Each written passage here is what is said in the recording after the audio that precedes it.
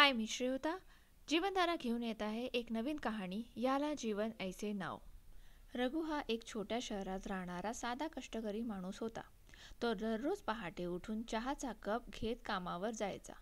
त्याच्या आयुष्यात फारशा इच्छा नव्हत्या. फक्त कुटुंब सुखी राहावं, मुलं शिकावीत आणि दिवस शांततेत जावं एवढंच त्याचं स्वप्न होतं. पण जीवन हे सरळ रेषेत चालत नाही. एके दिवशी अचानक कंपनी बंद पडली आणि रघुची नोकरी गेली. घरात काळजीचं वातावरण पसरलं.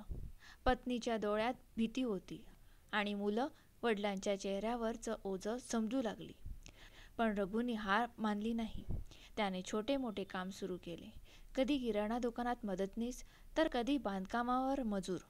दिवस कठीण गेले, पण त्याने प्रत्येक दिवस ध्येयाने पार पाडला. अखेर त्याच्या मेहनतीमुळे एक नवीन कंपनीत त्याला कायमस्वरूपी नोकरी मिळाली. ही बातमी ऐकून घरातले सगळेच खुश झाले. रघुला उमगलं की आयुष्य म्हणजे फक्त सुखाचे क्षण नाहीत. कधी काट्याने भरलेले दिवस येतात, तर कधी फुलाने सुगंधी क्षण. कष्ट आणि संकट हीच जीवनाची खरी परीक्षा असतात. काट्यावरून चालल्याशिवाय फुलांचा सुगंध मिळत नाही. त्या दिवशी नंतर रघु प्रत्येक सकाळी स्वतःशी एकच वाक्य म्हणायचा: जीवन हे नदीसारखं आहे, कधी शांत, कधी वेगवान, पण थांबत नाही.